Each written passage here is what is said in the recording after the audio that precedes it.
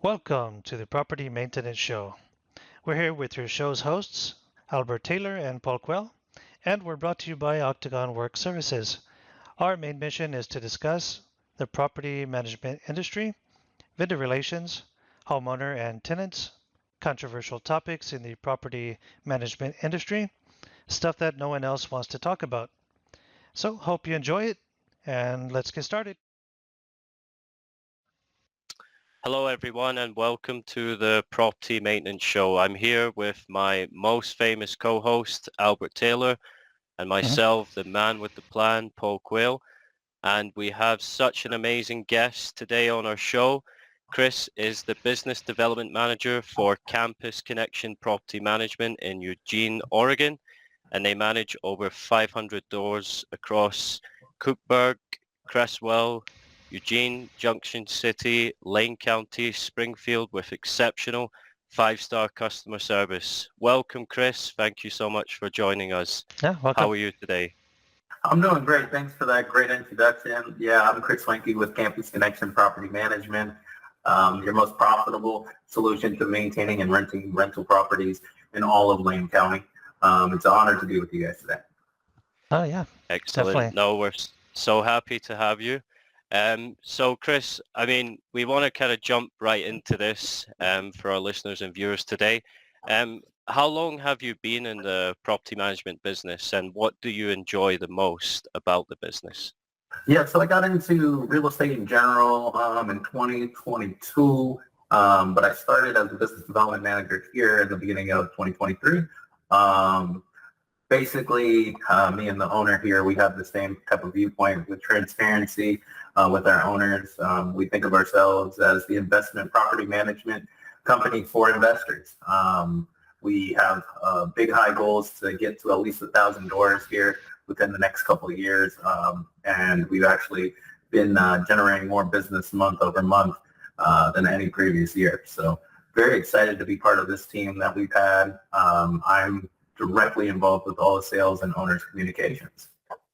Okay, awesome. Oh, brilliant. Excellent. Yeah, to get to like 1,000 doors, yeah, it's definitely, a challenge, and it sounds like based on what you've told us there, you have a plan, you have a strategy to move forward in a positive way. So yeah, it's excellent. Tell us, did you join at the very beginning when the company started or midway? No, so the company actually started in 2008. My current owner was more of a silent owner at that point. He really started getting involved in the business in 2020 during COVID, and then revamped our whole admin staff, revamped our maintenance team, and then created this sales division that we didn't have prior to 2023. So I am the first person to really develop the business. What we do is we take pride in communication skills, right?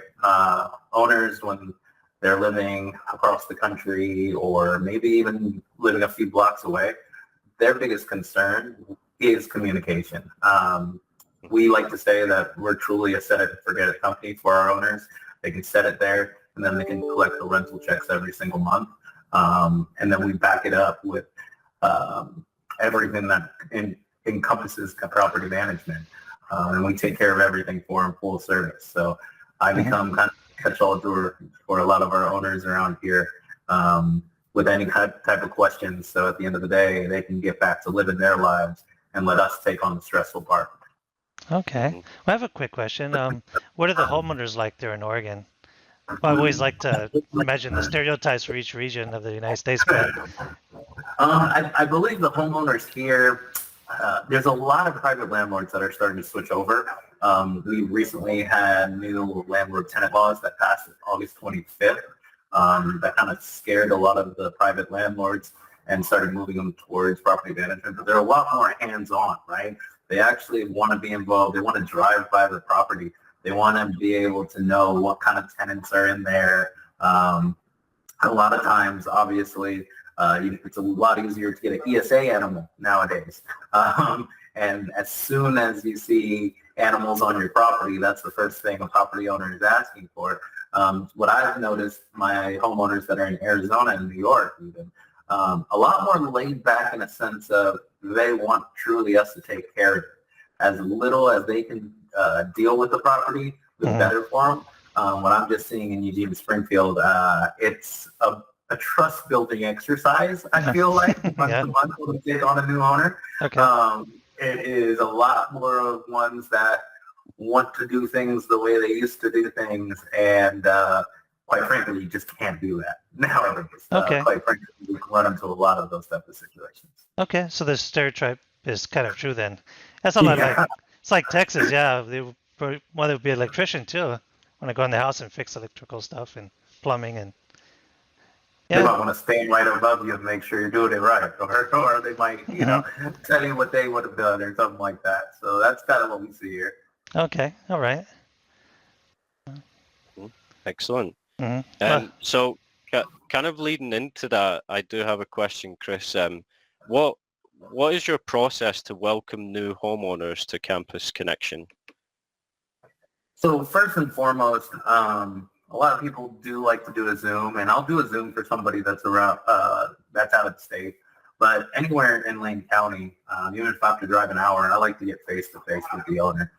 Make sure that we're a good fit for them and they're a good fit for us.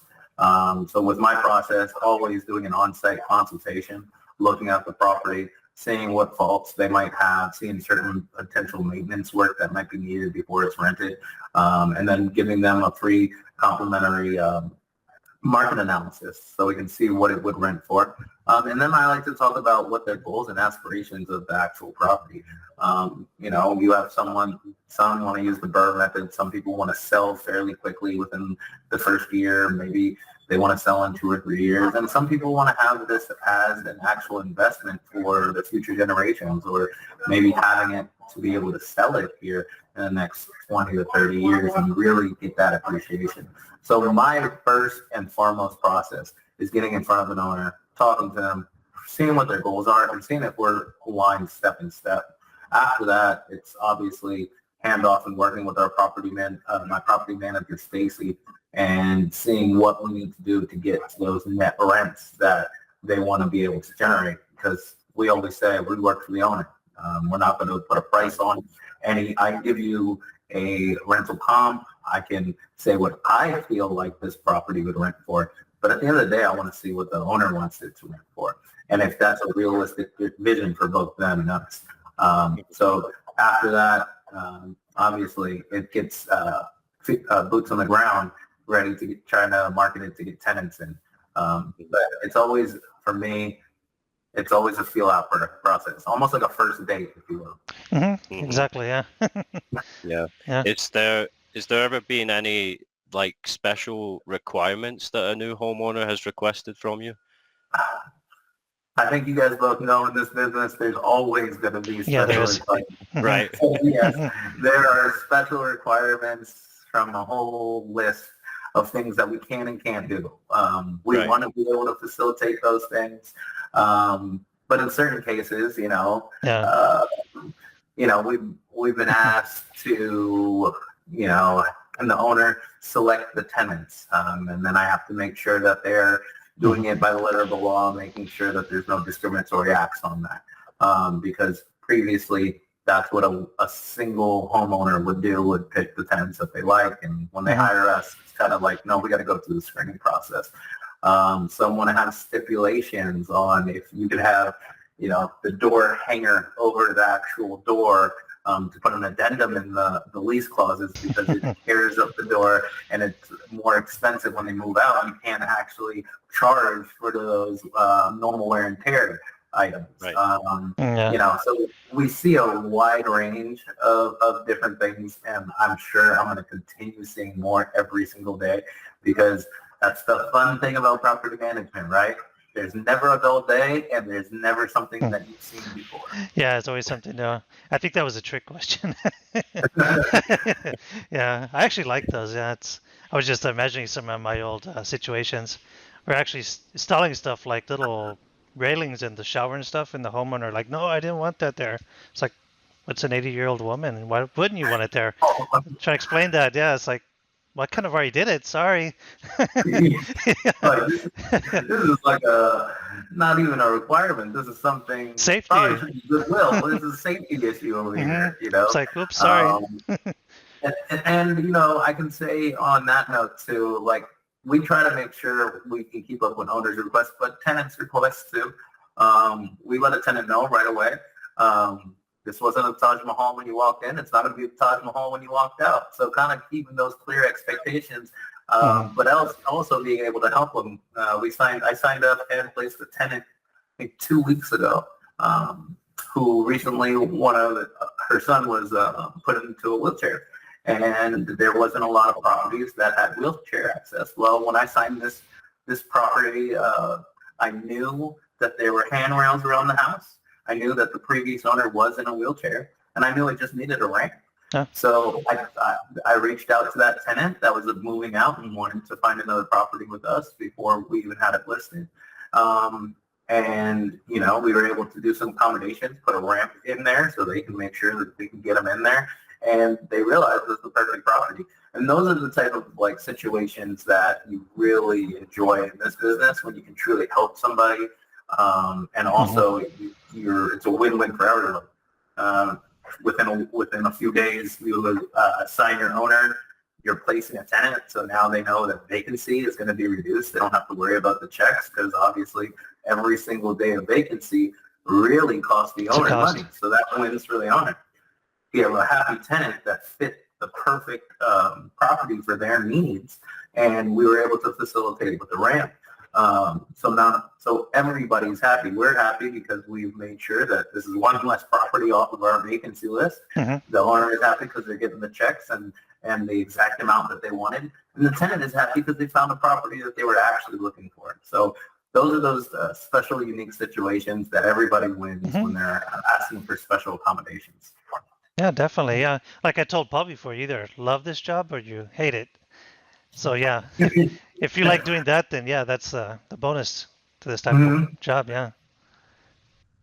Yeah, I remember during my time as a maintenance manager, like you mentioned, Chris, about the lease addendums, how, you know, Pacific homeowners have these special requests, and I have to like make sure I'm reading the lease addendum to make sure I'm following the guidelines. And there was another thing, I don't know if you've experienced this, but the business development manager that was just above us, they would bring in the new homeowners, but then they liked him so much that it was hard for them to get past to maintenance, or they're like, no, I was like, for example, if you ever went through that, like, yeah, but Chris was my contact.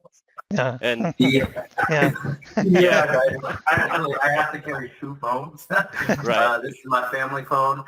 This is the owner's phone. That's the one thing that's hard with this business as well. I mean, you build this great connection with the owner. Right. They trust you for everything, but we have departments for everything, right? And that's why I call myself the control group. Call me, and if you've got to get a hold of somebody, you can't get a hold of me. Well, in the process of the onboarding, the first thing they want to do is like, well, I've been texting Chris this whole time. I'm just going to text him for all my questions. Chris, I have a leak. So you start getting business. Your business card becomes yourself. And the word, you know what's the hardest, though? The hardest for me is because I'm owner relations. You know, when I onboarded owner, if they reach out to me, it is what it is. We've built this relationship already, this moment of trust. I totally don't mind doing that, and I actually welcome it. You know, I feel like that sets me a little bit apart.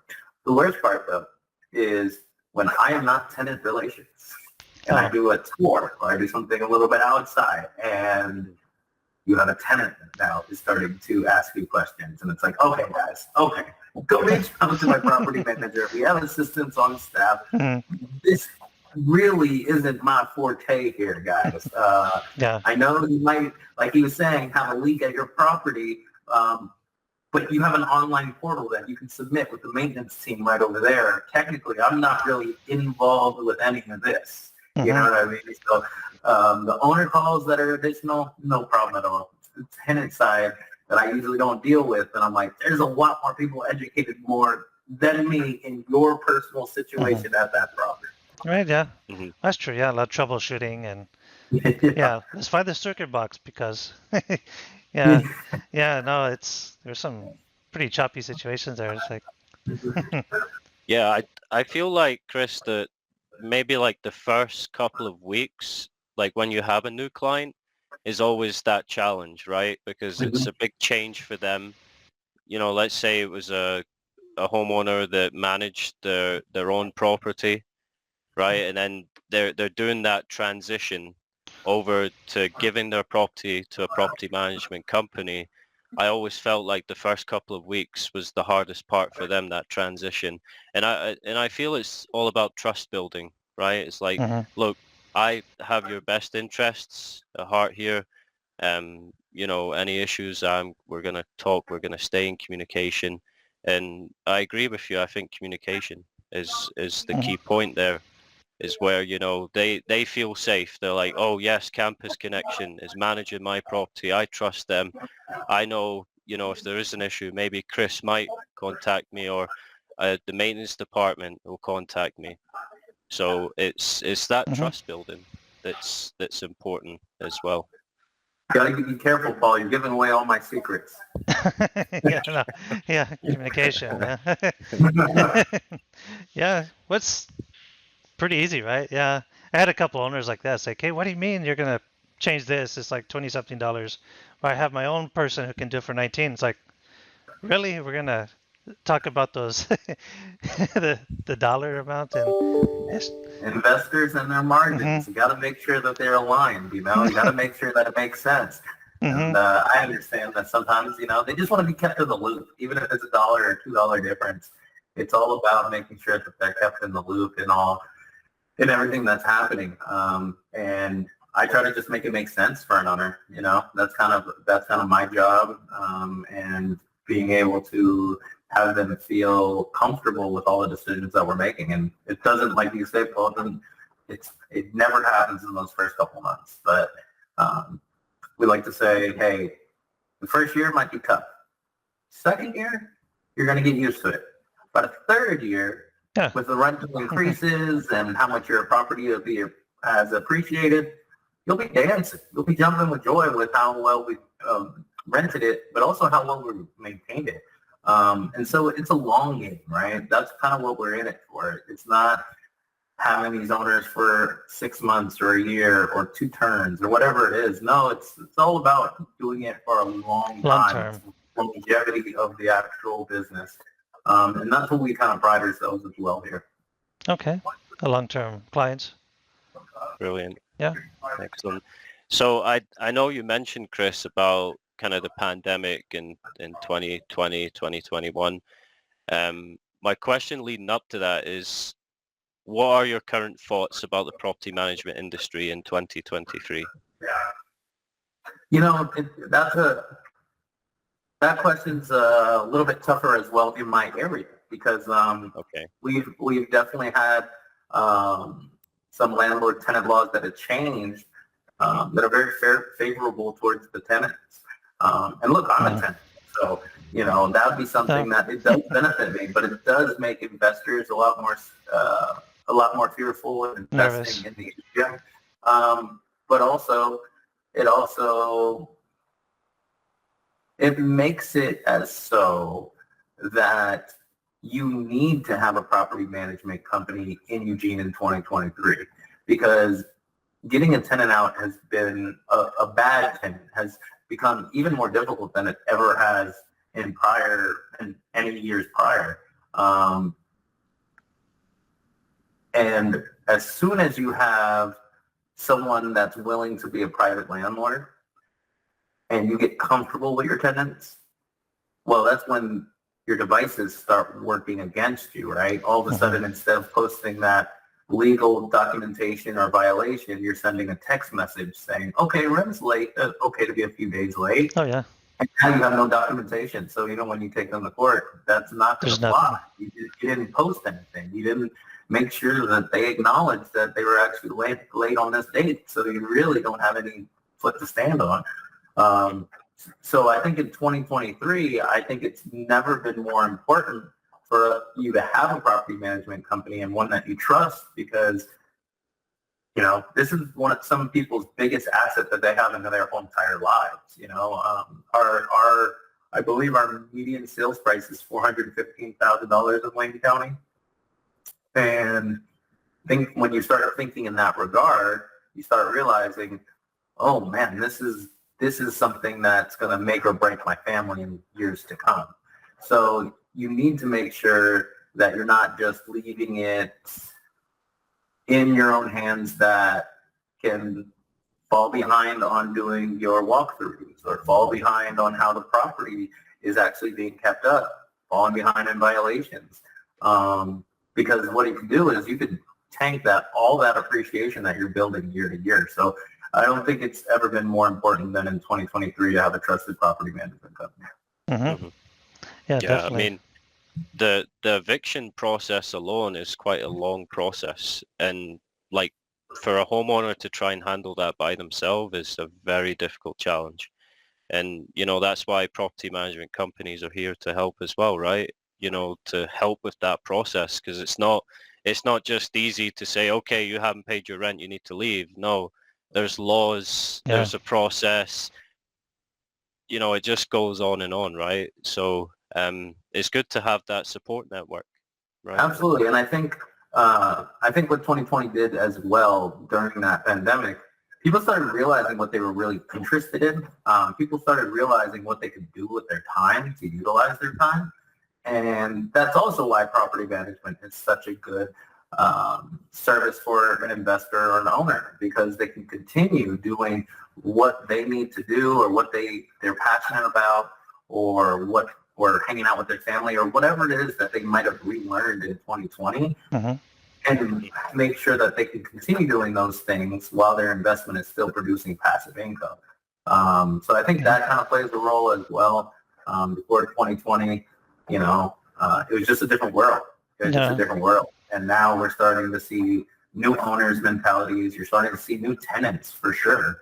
You're going from a world where at one point you could not charge anybody late fees for basically a whole entire year. Right.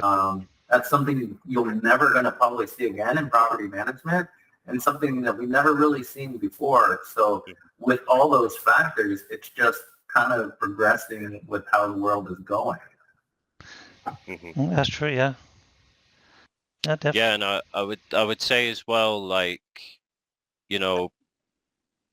dealt with the eviction process a couple of times during my time in the property management industry, and it's just so, when a tenant's non-responsive, they just bury their head in the sand, it makes it 10 times harder.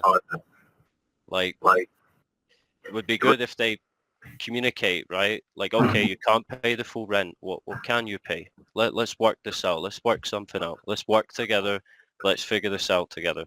But when they just non-responsive and they dig their head in the sand, that's the most difficult part. Not a fun process.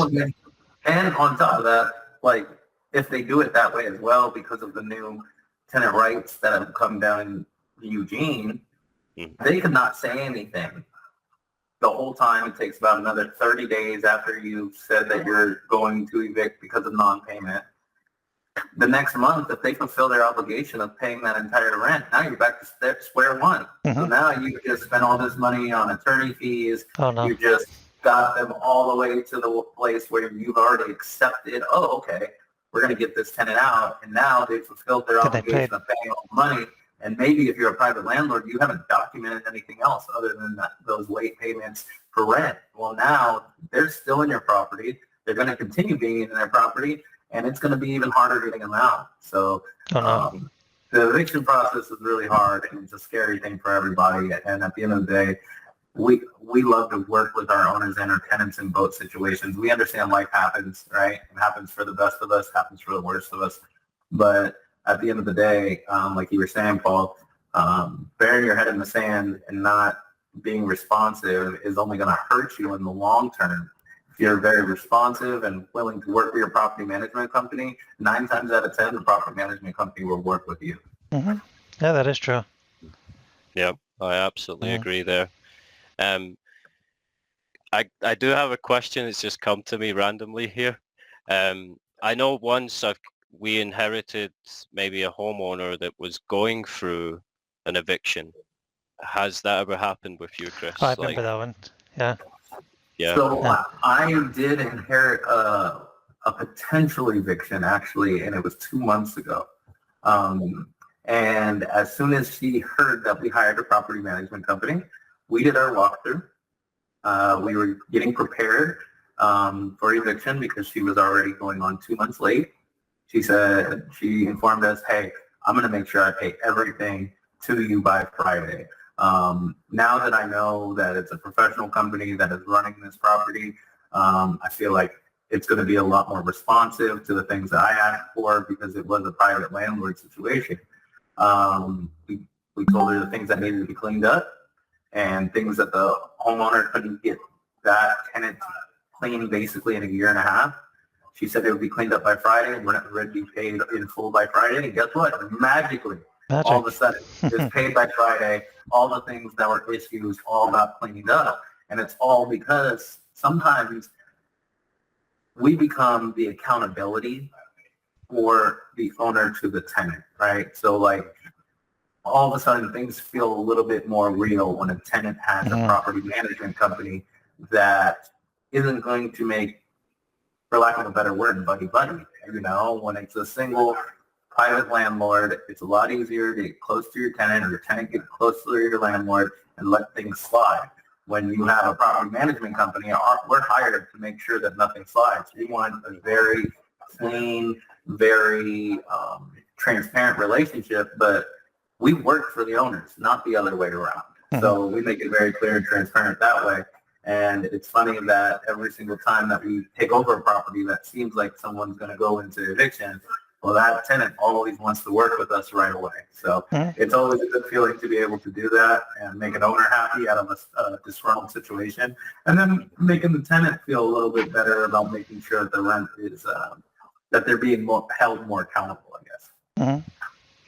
Exactly, yeah. Feels more formal, I guess, for them.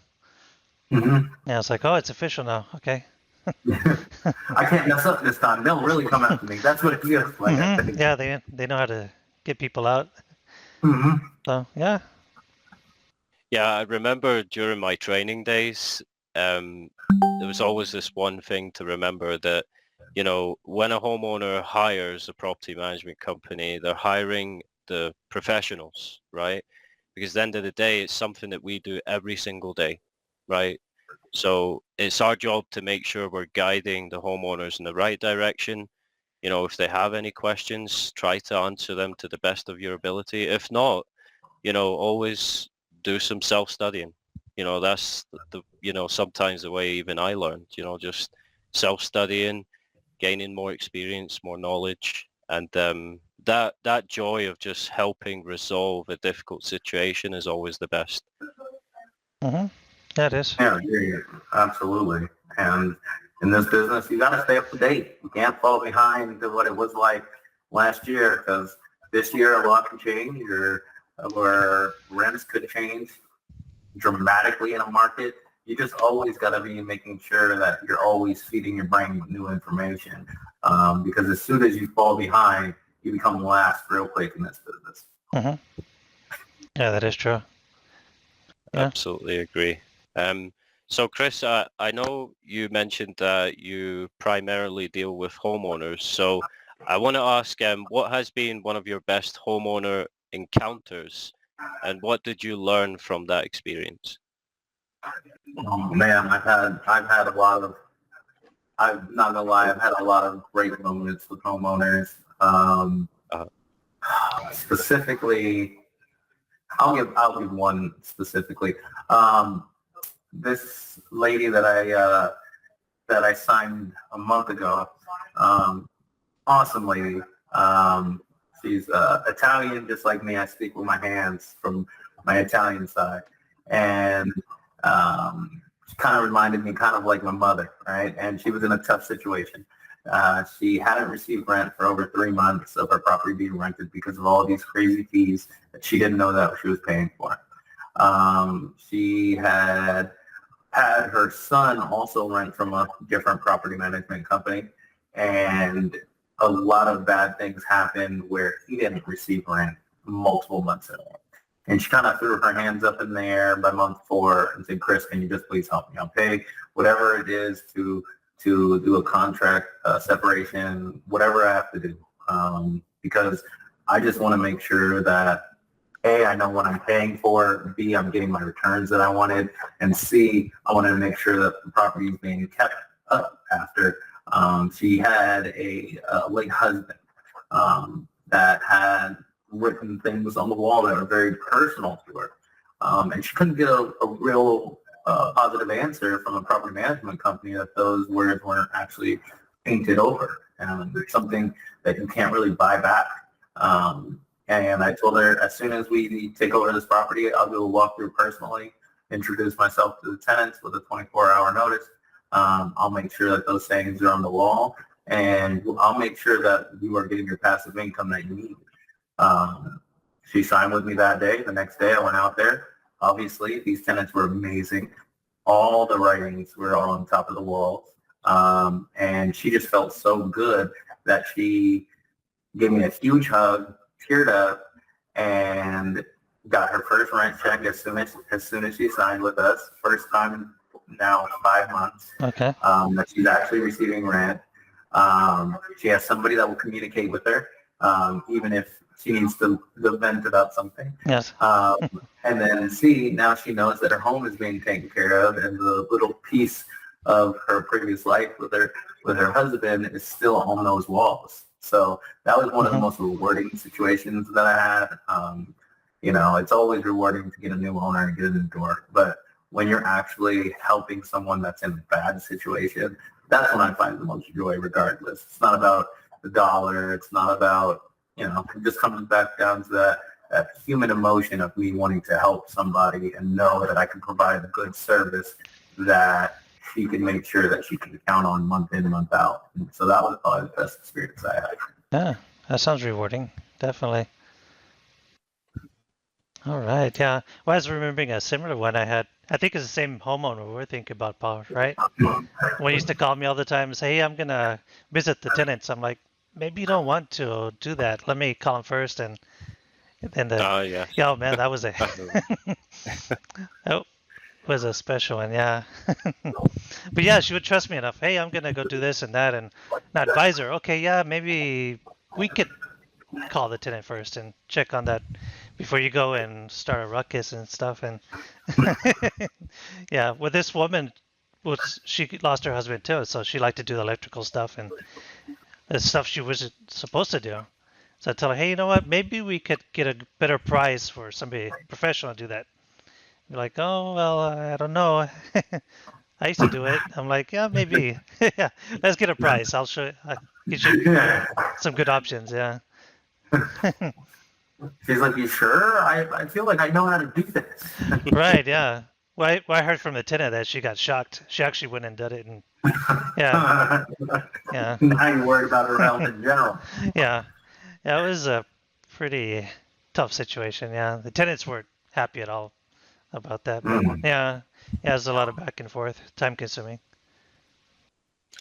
Yeah, and I mean, going on to Albert's point there and your point, Chris, like going the extra mile is what's important, right? And based off your amazing story there, how you managed to turn a difficult situation with a homeowner into a positive one is amazing. It's brilliant. And it just demonstrates, again, for anyone listening out there, why you should contact Campus Connection Property Management. Especially if you're in Oregon. Ask for Chris if you're a homeowner. I'm sure he'll be able to help you in any kind of way. Again, we'll make sure that all of that information will appear on our podcast here just below. Yep. So no, thank you, Chris, for that story. It was amazing. Yeah, definitely. Yeah. Well, I see a question here we haven't asked. If you could change one process within the property management industry, what would that be and why? Well, one process. Oh, man. Yeah, just one. Yeah. would be the leasing process. Oh, okay. Um, it's so across the board. It's so much different how people screen their tenants, who they appears as actually a good fit. Personally, I mean, I would I would take out the reference portion. A lot of people, give your top 5 references or anything like that. And I would look at job references Oh, specifically that's true. and have it and job history. Obviously, for us, we do before we even let somebody see the property, it's criminal background, credit check, rental history, and income verification, right? Mhm. Those 4, which you usually can get a good kind of, thought of who the actual tenant is. But me personally, I'd make it more uniform across the board for all property management companies to follow a set of rules. And the other thing is I would add in job history, to be Job honest. history. I feel like a lot of times you can get a co-signer for all 4, but there are really good tenants that don't have a good co-signer. And a lot of times I feel like the job they're in can usually vouch for them a little bit more than I would say a personal reference who could be a sister or someone, just a friend that's never going to say something wrong about them. I personally think that job history would be something I would add into the tenant's leasing process, because I just feel like that would get a better sense of who the individual is and how the rental is going to be treated. So I would add that and either take one of the 4 out or add it additionally or whatever, and make that across the board for whether that's per state, per county, whatever it looks like. But I would have it more uniform across the board, so there's less discrepancies on the tenant not knowing why they didn't get placed. I mean, private landlords, obviously, they can do what they want and screen how they're going to screen. The property management companies, we got to follow certain rules. And I think if it was uniform across the board and the tenants kind of knew why they were either getting approved or denied, or could give maybe additional job history to be able to get those things. Because when you buy a property, right, buy real estate, they do look at your job history and how long you've lived at a property, or not lived at a property, how long you've worked for that company. Those factor into you actually getting a loan to buy a home. So I would think that would actually be the natural thing to be moved into the lease process. Yeah, that's an awesome idea. Yeah, I totally agree. I mean, there's some people like me. I'm a little bit of an introvert, so yeah, I don't have like 15 friends. So yeah, but yeah, job related. Yeah, I do. Yeah, I've always tried to understand that process, as a leasing agent. Like, how do they pick out of like 8, 10 applicants or even more when a lot of them are really good, potential applicants are really good, everything ticks the boxes, and it's just that question of Preferences. how do you pick? It's We go uniform. It has to be first come, first served basis. That's the way you can obviously stay on the legal side of things, but you get on the fair side of things, especially when it comes into, April, May, when students are really looking to see where they're going to be next year on campus, right? We have a smaller window of properties within, I would say, eight block radius that is prime locations for students. And it's a mad dash to get there. We're currently 30% behind the demands of the supply in our area. So, you have those days where it's 10 people and you go one by one and screen them to make sure that they qualify. And then you move on to the next one. But I think it would help, especially locals of the area, if we could add in that job history portion, because then maybe if they fail one of the 4, they pass in the job history, and now they can still stay in line to get that property, as opposed to, their credit score isn't high enough, right? And they don't have a cosigner. It would be nice in general to look at job history, be able to contact the employer, and then, possibly get them into that place instead of skipping them to the next person that does have a cosigner or that credit score or something like that. So you can definitely really help people in that way. Yeah, I think so. Definitely, yeah. No, I absolutely agree. It's definitely a process for me that I do look at a lot. The leasing side, I remember I asked their leasing agent once, like, they're like, yeah, we picked this applicant, and then it ends up like they weren't the best tenant in the world. Like, look at his picture. It, he looks mean. and then it made me wonder, like, yeah, doesn't like the personality come into play too? Like, are they going to look after the property? Are they going to treat it well? It's just like trying to figure that out and put that into an actual process is still something that's unsolved. And I'm hoping one day I can come up with something. Actually, I always think about it. one time we did have like a little brainstorming session. We talked about like a psychology test. Yeah, to get them to do a psychology test and just kind of like filter out all the psychopaths and just kind of like skim off the top. Well, you guys gotta hurry up on that idea, or else AI will think of it first. Yeah, so. Maybe. Yeah, all jokes aside, maybe. Yeah. Yeah, it could be something good. Now that you've mentioned that, Chris, how do you think AI is impacting the industry? Oh man, I think there is so many different automations you can do, right? Yeah. I don't know. I feel like I could be the wrong person for asking this question because I watched The Terminator when I was a kid. Oh, me too, yeah. Right. Yeah, I love that, yeah. So for me, I believe Skynet's real, so it's hard. You're asking me this question, and I'm like, you know what? It's going to shoot me. Yeah. In all seriousness, there's so many things that you can do with AI now.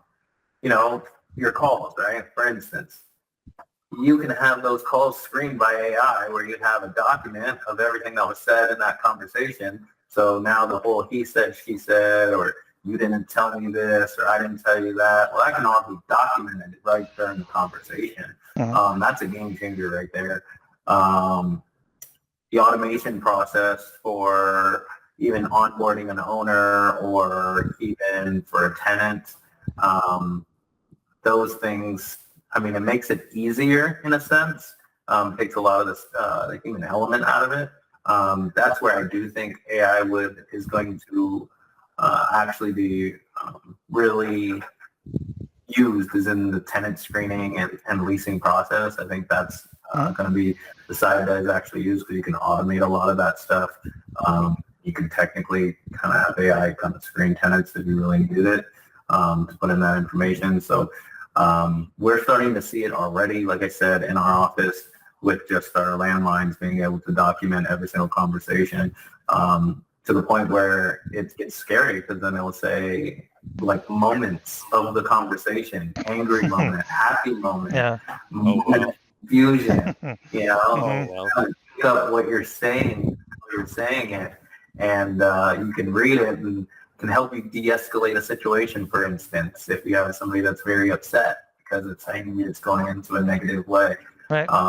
So that's a way that it can impact, because obviously this is a face-to-face human business, but it's a little scary, kind of, to me personally. I like having all my people in the office. I like having people that you can hold accountable. So with AI, I understand it has its benefits, but for me, it has some cons too.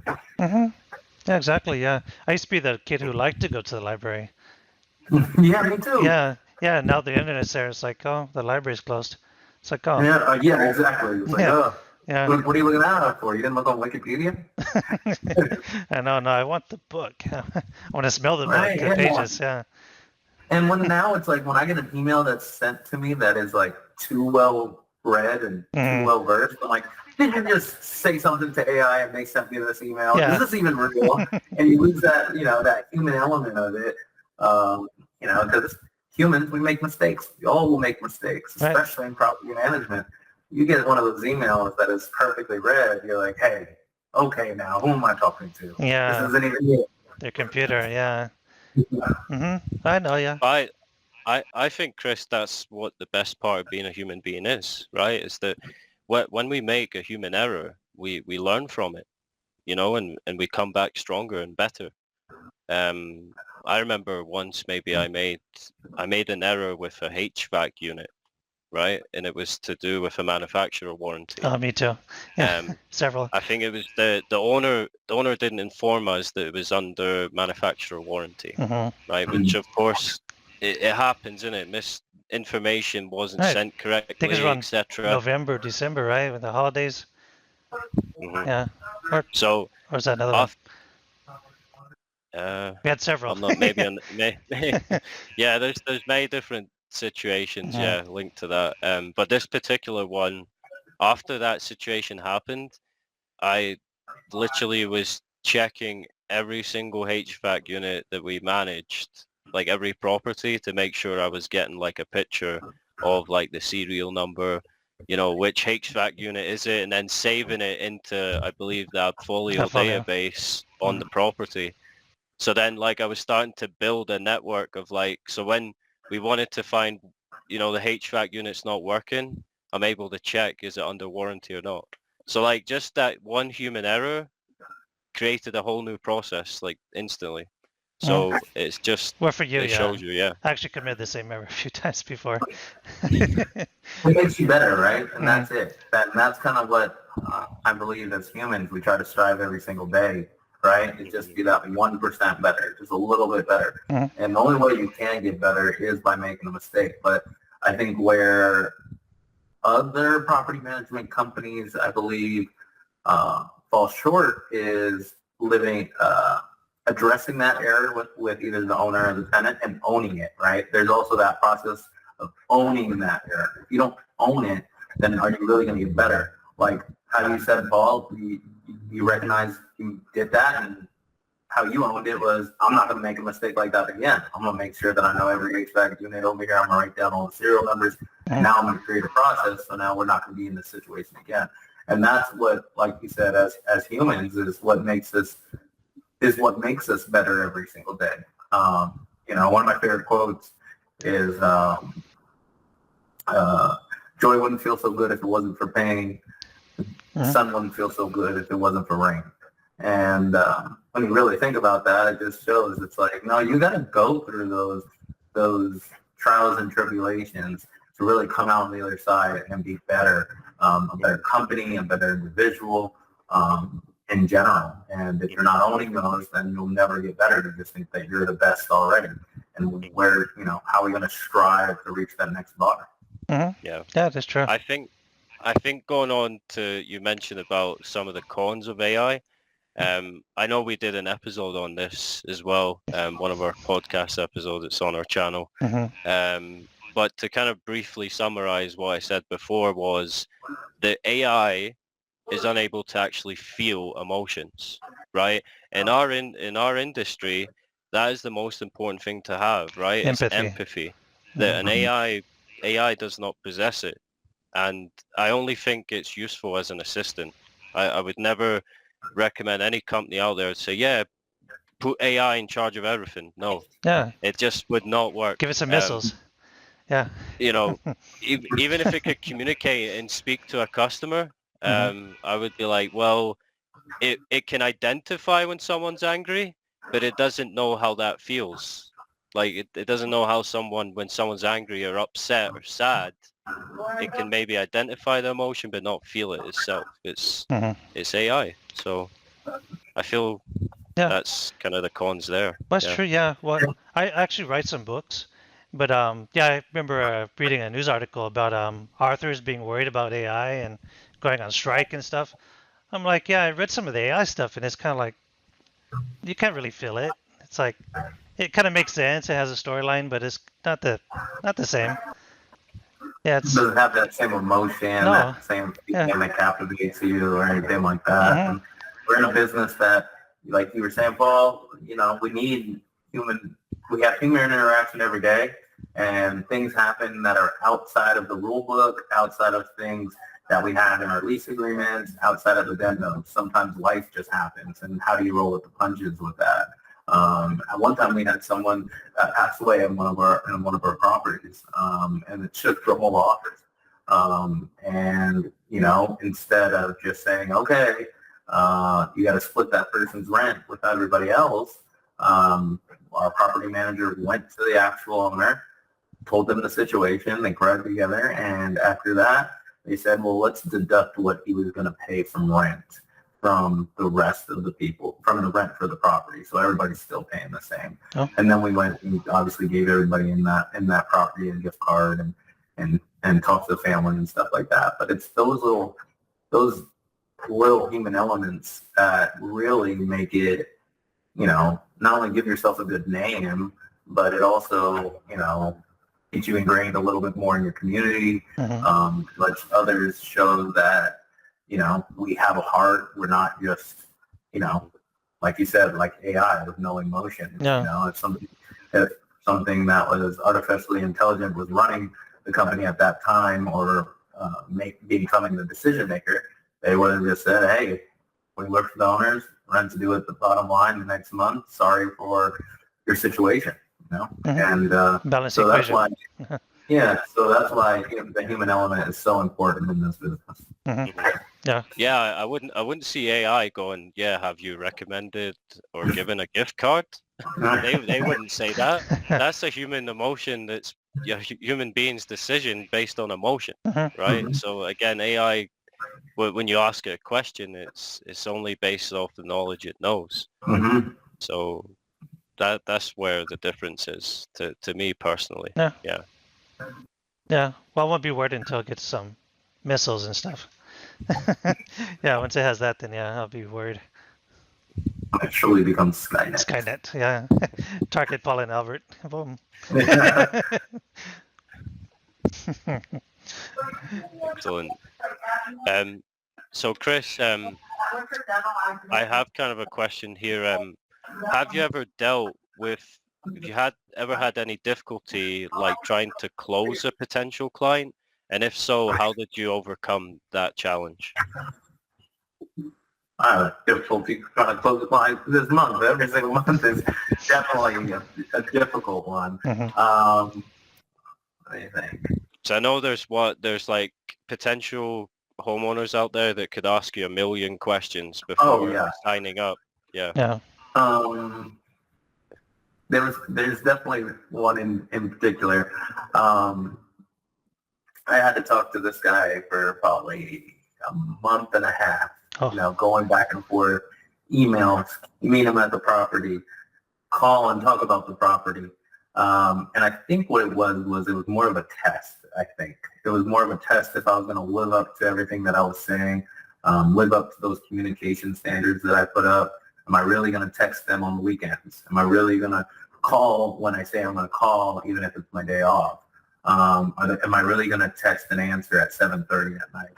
And I did, and I kept going and kept working with him, kept running numbers, and when he came in for our final meeting, about a month and a half later, and it's me and the owner in here, and he goes, I just want to let you know, while he's talking to my owner, every time that this guy has said that he was going to call, or any time that I had called, whether he was with his children and I could hear in the background, or whether it was Sunday at 7:30 at night, he answered. And that's the reason why I feel like comfortable coming with you guys, is because I know if something does go wrong on my property, this is going to be communicated. If this person is any reflection of the business that you guys are running here, then I feel really comfortable moving forward. So sometimes in those times, you do got to prove yourself, because everybody can say they're going to do this or say they're going to do that. It's a lot different when you start actually living up to those standards that you set. Boss always says, make sure to under-promise and over-deliver. And I like to make sure that I just promise and I over-deliver. There's no under-promising here, because what I say I'm going to do is if I say I'm going to do it, damn right I'm going to do it. That's kind of how I look at it. So, okay. That was probably one of the most difficult ones and longest ones, a month and a half, 45 days on one property. You know, Oh, when other wow. properties are coming in and you're still trying to talk to people that have 10-unit apartment complexes or 12-plex, but still making sure to set time aside for that one property, for that one owner. Those are the things that go a long way for them. Okay. Oh, wow. Yeah. Yeah. I hope he doesn't still do that. No, 2 months later, so we're just in the testing phase where I don't hear from them that much. Okay. That's good. All right. Okay, excellent. I can imagine that. Hey, how you doing? Yeah, Sunday night. Just checking in. So I just wanted to see section section number 10.1 on the agreement you sent me, and it's like, okay, let me pull up the computer. Let me look at the exact agreement. I don't know what it is right now while I'm holding my baby, but I'll figure it out. Okay, just 1 second. Yeah, I could actually imagine that. Well, see, that's great, Chris, that, you know, you held on to that potential client because you had that feeling, right? And you held on and you answered all their questions, and anytime, you know, they called, you picked up. So again, that shows, you know, going the extra mile again, and you Hmm. know, showing that professionalism. Yeah, It's integrity. amazing Yeah. to see. Yeah, Mhm.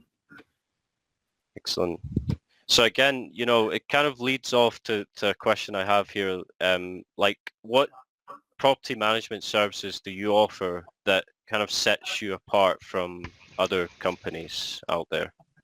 Well, we have our general contracting license in-house, and we have multiple different technicians with different certifications, and mold remediation, pest control, so on and so forth, right? And it's our maintenance team that really sets us apart. If you ever look at our Google reviews, I'd say we have, I think, like 445, 4.7, I think, Oh, out of 5 stars. And I would say 90% is about our maintenance team from tenants, talking about how quickly it was done and being done the right way. mhm. And that plays twofold. That shows the tenants when they actually put in a maintenance request, it's getting taken care of, and they're not having to worry about what the living situation of their property is. And then B, it shows the owners that when something's broken, we're getting those fixed within a 72-hour period, which, like I said earlier, we're the most profitable solution to renting and maintaining the rental property. And a lot of property management companies forget about the maintaining portion, right?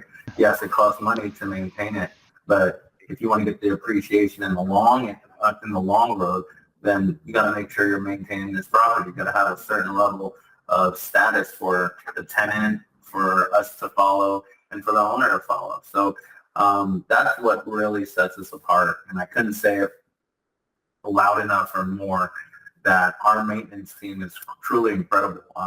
At the end of the day, we would not be at the amount of doors we're at without them.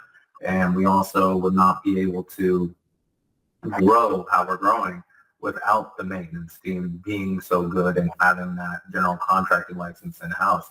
Because we can get there pretty quickly. Excuse me, Yeah. that wasn't supposed to happen. Oh, pleasure.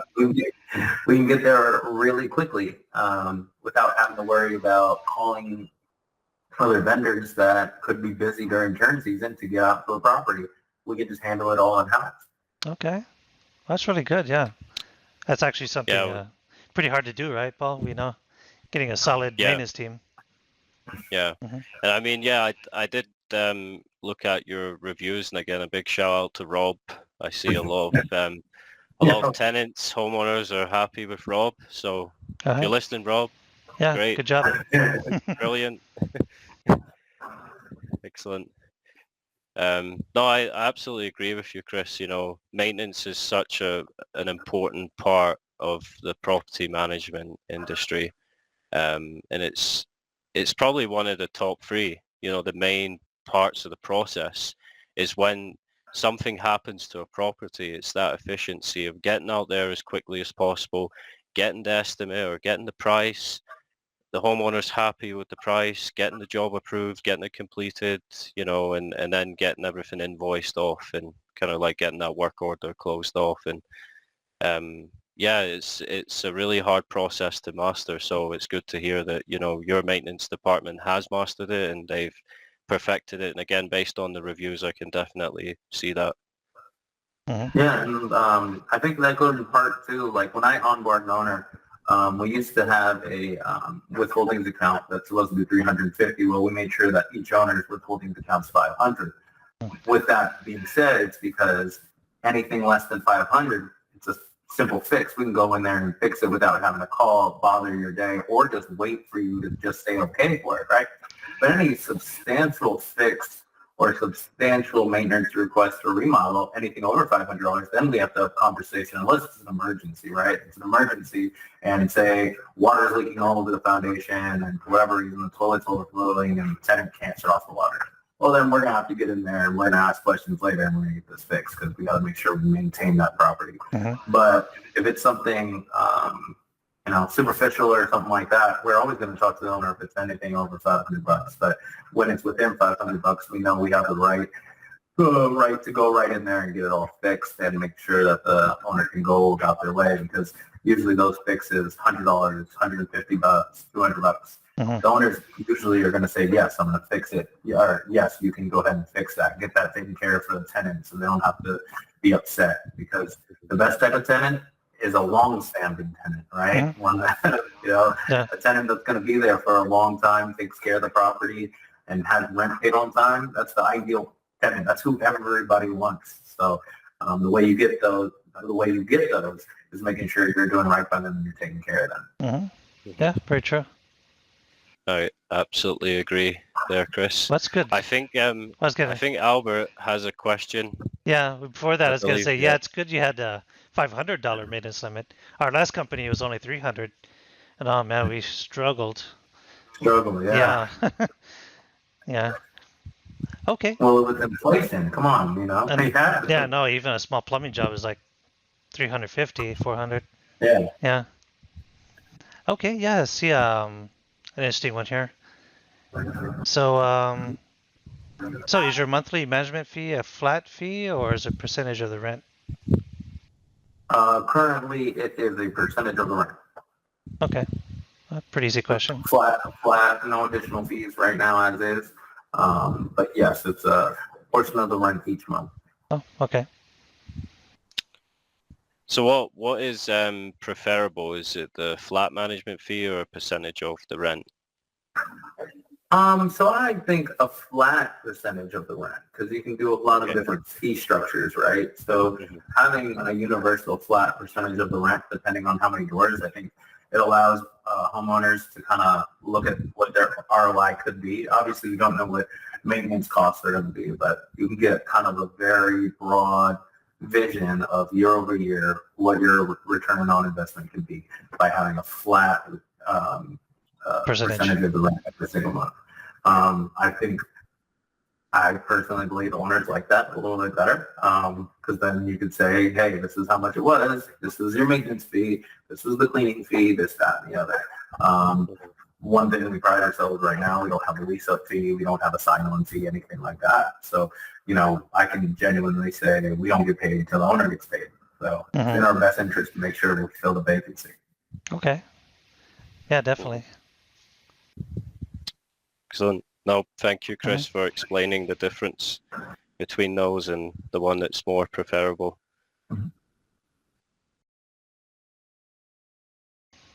All right. Yeah, that was definitely good. Had a great time here with Chris. So we'll put all the information here about his contact information, all the areas his property management covers, not only Oregon, right? Other areas as well. So yes, all of Lane County, like I like to say, campus connection property management, but don't let the campus fool you. Yeah, not only campuses. All right, yeah, so we'll put all the information here. And again, thank you so much, Chris, for being on our show. It's greatly appreciated. And yeah, whenever you have a part two, we'll definitely welcome you back. Thank you, guys. You guys have been awesome. I had a great time. Would love to do a part two in the future. Obviously, just send me a message or an email. I'll make sure to clear my schedule. Okay. Yeah, definitely. Maybe when Skynet happens. That's just kidding. Remember about Then we really make it fun, guys. Our AI figures out to offer gift cards, right? Yeah. Right? That's what I'm Hey, saying. It's over hey, after that. Chris, we need to talk now. Oh my goodness. I don't know what I'll be doing at that point. But it's been a blast, you guys. I look forward to the next part too, and I'll be talking to you guys soon. All right. All right. Definitely. Thank you so much, everyone, for listening. Until next time, goodbye.